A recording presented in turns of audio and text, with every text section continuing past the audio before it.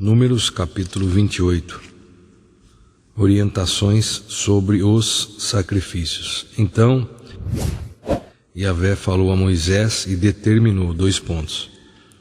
Ordena aos filhos de Israel o seguinte: tereis o cuidado de me trazer no templo designado meus manjares, as ofertas de alimento, preparadas no fogo com aroma que me seja agradável. Ofertas diárias. Versículo 3. Tu lhes determinarás 2 pontos. Estas são as oferendas queimadas que dedicareis ao Senhor. Cada dia 2 cordeiros de 1 ano, perfeitos como holocausto perpétuo. Versículo 4. Oferecerás o primeiro cordeiro ao raiar do dia e oferecerás o segundo em holocaustos ao pôr do sol. Junto com cada carneirinho será igualmente oferecido um jarro com 1 quilo de flor de farinha, a melhor farinha de trigo, amassada com 1 litro do melhor azeite de olivas batidas. Versículo 6. É o holocausto perpétuo instituído e realizado pela primeira vez no Monte Sinai, em perfume agradável, uma oferenda queimada a Yahvé. Versículo 7. A libação, oferta derramada que a acompanha, deverá ser preparada com 1 litro de bebida fermentada para cada cordeiro. Esse vinho deverá ser derramado como libação no lugar santo, em veneração ao Senhor. Versículo 8. Ao cair da tarde, deverá ser oferecido a outro carneirinho, como oblação, e junto com ele a mesma quantidade de flor de farinha, azeite e vinho, para a libação. Tudo da mesma maneira como procedeste pela manhã. Essa é uma oferta de alimento trazida para mim, o Senhor, e seu aroma muito me agrada. As ofertas dos sábados. Versículo 9. No dia do sábado, oferecereis 2 cordeiros de 1 ano, perfeitos, juntamente com 2 quilos de flor de farinha misturada com o melhor azeite, como oferta de cereais, e também uma oferta de libação, que é o vinho derramado. Versículo 10. O holocausto do sábado, oferta completamente queimada, deverá ocorrer todos os sábados, além do holocausto diário e da oferta derramada. Versículo 11. As ofertas da festa da lua nova. No primeiro dia de cada mês oferecereis um holocausto a Yahvé, 2 pontos, 2 novilhos, 1 carneiro e 7 cordeiros de 1 ano, todos perfeitos. Colossenses 2,16. Portanto, ninguém tem o direito de vos julgar pelo que comeis, ou pelo que bebeis, ou ainda com relação a alguma festa religiosa, celebração das luas novas ou dos dias de sábado. Versículo 17. Esses rituais são apenas sombra do que haveria de vir. A realidade, todavia, encontra-se em Cristo. Veja só aqui, eu estou com a Bíblia de Estudo King James atualizada. Eu vou ler aqui no rodapé o comentário. Paulo afirma que as leis cerimoniais do Antigo Testamento são como sinais, entre parênteses, sombras, da vinda de Cristo, o Messias, por retratarem simbolicamente a sua obra redentora entre os homens. Portanto, qualquer insistência em reviver e guardar esses rituais religiosos é uma demonstração de falta de reconhecimento de que todos os sinais e profecias em relação à vinda de Deus à terra para resgate do seu povo já se cumpriram em Cristo. Os hereges entre os colossenses ainda juntavam severas exigências ascéticas à sua falsa teologia. 1 Coríntios 8:8. Ora, não são os alimentos que nos fazem aceitáveis diante de Deus. não nos tornaremos piores se não comermos, nem melhores se comermos. Versículo 9. Contudo, tendes cuidado para que o exercício da vossa liberdade não se torne um motivo de tropeço para os fracos. Vou voltar um pouquinho aqui para o melhor entendimento. A partir do versículo 4 de 1 Coríntios 8. Portanto, no que se refere à comida sacrificada a ídolos, temos pleno conhecimento de que o ídolo não tem o menor significado no mundo e que só existe um Deus. Pois ainda que haja os chamados deuses, quer no céu, quer na terra, como de fato há muitos deuses e senhores, para nós, contudo, há um único Deus, o Pai, de quem tudo procede e para quem vivemos, e um só Senhor, Jesus Cristo, por intermédio de quem tudo o que há veio a existir e por meio de quem também vivemos. Versículo 7. No entanto, nem todos conhecem essa verdade. Alguns ainda acostumados com os ídolos,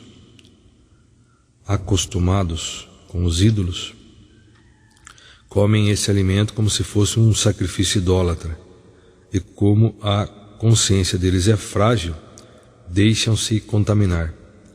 Versículo 8. Ora, não são os alimentos que nos fazem aceitáveis diante de Deus. Não nos tornaremos piores se não comermos, nem melhores se comermos. Então aqui no versículo 8, voltando, ora, não são os alimentos que nos fazem aceitáveis diante de Deus. Não nos tornaremos piores se não comermos, nem melhores se comermos. Contudo, tendes cuidado para que o exercício da vossa liberdade não se torne um motivo de tropeço para os fracos. Versículo 13, concluindo, se o alimento que eu como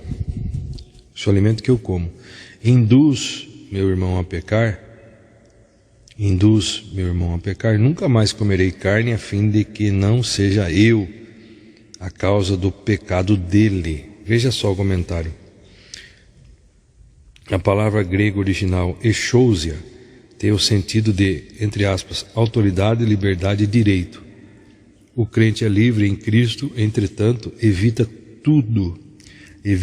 tudo quanto possa escandalizar ou prejudicar a fé de algum irmão mais fraco ou menos maduro. Romanos 14, 13 e 21.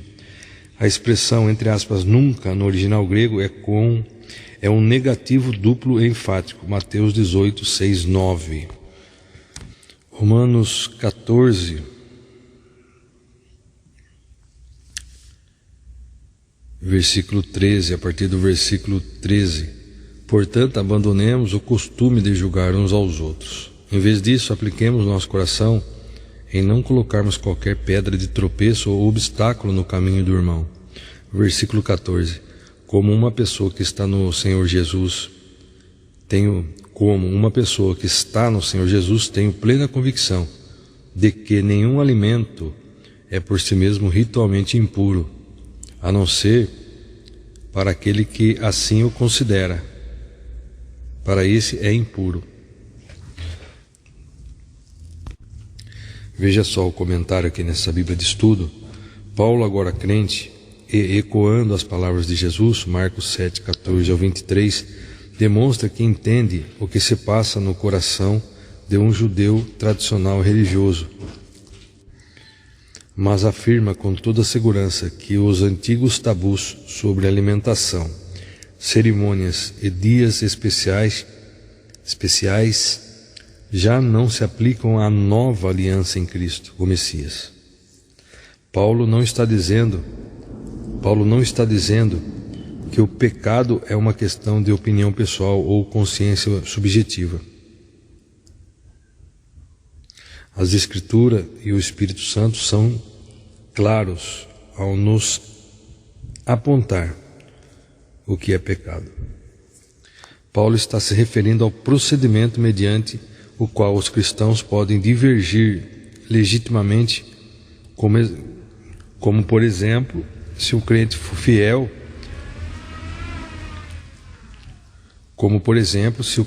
deve seguir alguma espécie de dieta alimentar específica ou não.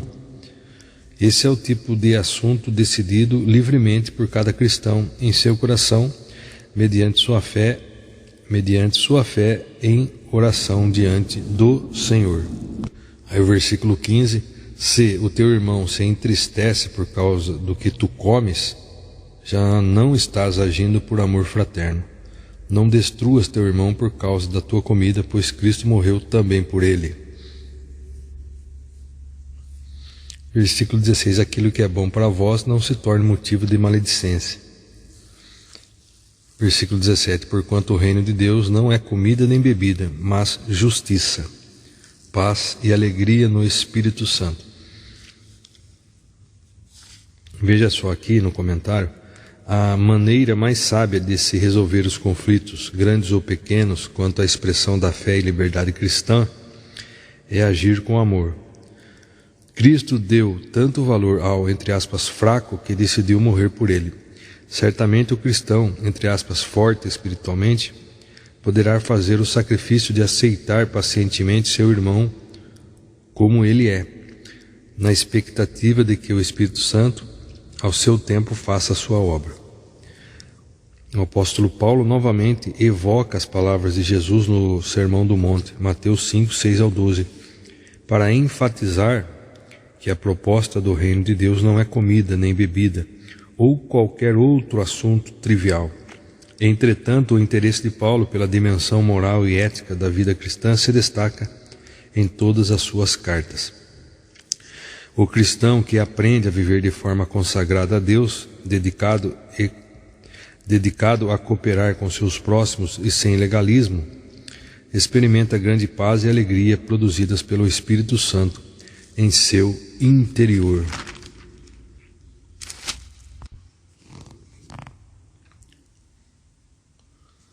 Gálatas capítulo 4. Veja só, a partir do versículo 8: zelo por uma doutrina sadia. No passado, quando não conhecíeis a Deus, éreis escravos daqueles que por natureza não são deuses. Versículo 9: agora, entretanto, já que conheceis a Deus, ou melhor, sendo conhecidos por Ele, agora, entretanto, que já conheceis a Deus, ou melhor, sendo conhecidos por Ele, como é que podeis pensar em retroceder a esses princípios insignificantes, fracos e pobres, aos quais de novo desejais servir? Versículo 10: guardais dias, meses, tempos e anos. Veja só. Os judeus tinham que guardar vários dias e épocas cerimoniais como parte do cumprimento da lei. Por exemplo, o sabate, abre parênteses, todos os preparativos e rituais que envolviam a celebração do sábado, fecha parênteses. O número de detalhes a serem observados é tão grande, mesmo em nossos dias, especialmente em Israel, que geralmente as crianças são encarregadas na sexta-feira de preparar pedaços de papel higiênico e disponibilizá-los para uso nos banheiros de suas casas, pois a lei judaica proíbe rasgá-los no sábado. E ainda dia da expiação, dia 10 de Tisrei, conforme Levítico 16, 29 e 34. Luas novas, a Páscoa, as primícias, o ano sabático. Os fariseus observavam meticulosamente milhares de ordenanças e ritos religiosos com o objetivo de conquistar méritos diante de Deus e então se sentirem autorizados a fazer suas reivindicações ao Senhor. Voltando em Números 28, as ofertas da festa da Lua Nova. Vamos reler aqui, versículo 11. No primeiro dia de cada mês oferecereis um holocausto a Yahvé. 2 novilhos, 1 carneiro e 7 cordeiros de 1 ano, todos perfeitos. Versículo 12. Para cada touro novo oferecereis igualmente 3 quilos de flor de farinha misturada com o melhor azeite de olivas. Com cada carneiro oferecereis 2 quilos de flor de farinha, em oblação amassada com o óleo das melhores olivas. Para cada carneirinho 1 quilo de flor de farinha, em oblação amassada com azeite. É o holocausto oferecido em perfume agradável, oferenda queimada a Yahvé. Versículo 14. As libações de vinho que o acompanham serão assim, 2 litros de vinho com cada touro novo, 1,5 litro com cada carneiro e 1 litro com cada cordeiro. Esse será mês após mês o holocausto que deverá ocorrer a cada lua nova para todos os meses do ano. Versículo 15. Além do holocausto perpétuo e além da oferta diária de vinho, oferecereis também ao Senhor um bode. Oferecereis também ao Senhor um bode, com sua correspondente libação, a fim de tirar os pecados do povo. As ofertas da festa da Páscoa. Versículo 16. No 14º dia do primeiro mês do ano, é celebrada a Páscoa de Yahvé. Versículo 17. E o 15º dia do mesmo mês é dia de grande festa. Durante 7 dias se comerão ázimos, pães feitos sem fermento. Versículo 18. No primeiro dia haverá uma assembleia santa. Não fareis nenhuma obra ou trabalho servil. Versículo 19. Oferecereis ao Senhor sacrifícios queimados em holocausto, 2 novilhos, um carneiro e 7 carneirinhos de 1 ano, todos impecáveis, sem defeito.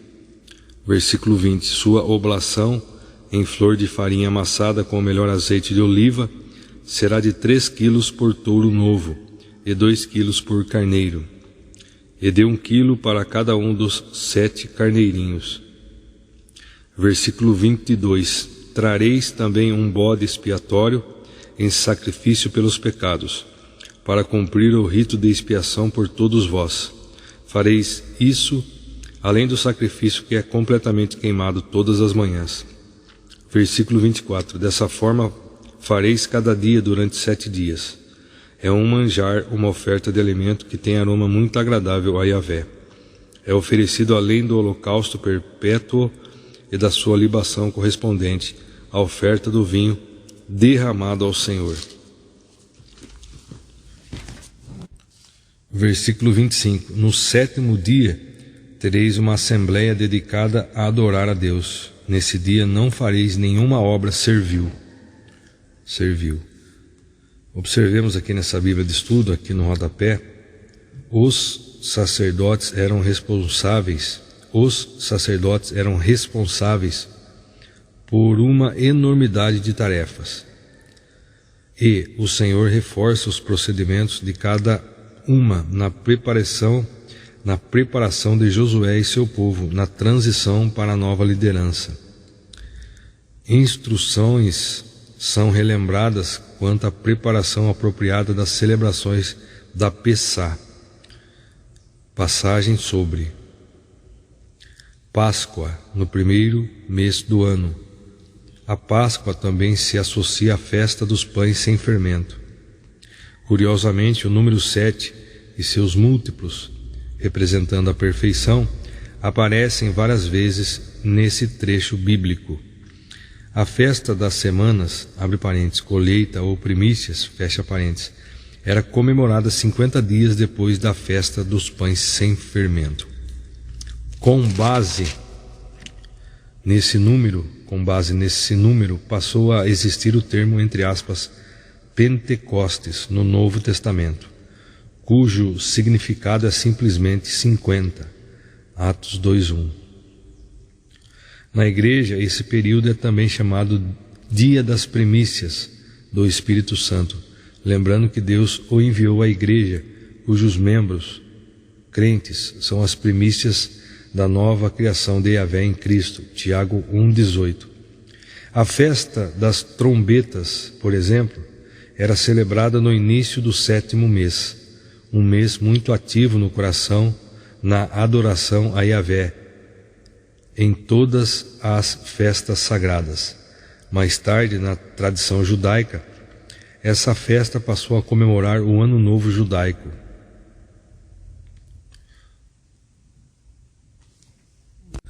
Rosh Hashanah, com o glorioso toque de shofar, a trombeta, abre parênteses, feita a partir do chifre de carneiro, fecha parênteses.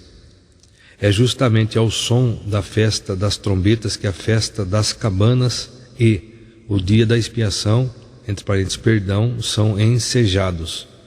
Um tempo de reflexão profunda, confissão de erros e pecados cometidos durante todo o ano sábado, todo o ano passado. É justamente ao som da festa das trombetas que a festa das cabanas e o dia da expiação, entre parênteses, perdão, são ensejados. Um tempo de reflexão profunda, confissão de erros e pecados cometidos durante todo o ano passado, arrependimento e alegria pelas misericórdias e o perdão de Deus. Levítico 16. Continuando, versículo 26. As ofertas da festa das semanas. No dia das primícias, a festa da colheita dos primeiros frutos, o Pentecoste, quando oferecerdes a Yahvé uma oblação de frutos novos, a vossa festa das semanas, tereis Assembleia Santa, não fareis nenhum trabalho. Aqui na versão Almeida Revista Corrigida está: semelhantemente, tereis santa convocação no dia das primícias, quando oferecerdes oferta nova de manjares ao Senhor, segundo a vossa festa das semanas, nenhuma obra servil fareis. Atos 2:1. A chegada do Espírito Santo. E, ao completar-se o dia de Pentecoste, estavam todos reunidos num só lugar. Veja só aqui, no comentário desta Bíblia King James atualizada, vamos ler aqui o rodapé. O comentário aqui. O 50º dia após o sábado da semana da Páscoa, e portanto domingo, era considerado o dia de Pentecoste. 50º dia. Número 50, né? Pentecoste é o nome que se dava à festa das semanas, também chamada festa da colheita, ou ainda festa dos primeiros frutos, Deuteronômio 16:10. Nessa passagem, apóstolos e discípulos estavam no templo, também chamado de a casa, pois é sabido que os apóstolos reuniam-se constantemente no templo, orando, ministrando e louvando ao Senhor. Lucas 24:53. Versículo 2. De repente veio do céu um barulho semelhante a um vento soprando muito forte, e esse som tomou conta de toda a casa onde estavam sentados. Versículo 3. Então todos viram distribuídas entre eles línguas de fogo, e pousou uma sobre cada um deles. Veja só aqui. O vento impetuoso e estrepitante é símbolo do Espírito de Deus, poderoso, soberano e absolutamente livre. João 3:8. A expressão, entre aspas, línguas, é uma metáfora usada para explicar aquela situação inusitada chamada de experiência estática, ou seja, de grande êxtase. Haja vista que, por milagre, uma multidão de pessoas, de nações, culturas e línguas totalmente diferentes umas das outras, puderam ouvir a palavra de Deus em sua própria língua materna, por meio de pregação dos apóstolos. O, entre aspas, fogo, é um outro símbolo metafórico da presença divina, Êxodo 3:2, também frequentemente associado ao juízo, Mateus 3:2, Lucas 3:16 e 1 Tessalonicenses 5:19. Aí aqui o versículo 4, e todas as pessoas ali reunidas ficaram cheias do Espírito Santo e começaram a falar em outras línguas de acordo com o poder que o próprio Espírito, com letra maiúscula aqui, o Espírito Santo, que o próprio Espírito lhes concedia que falassem.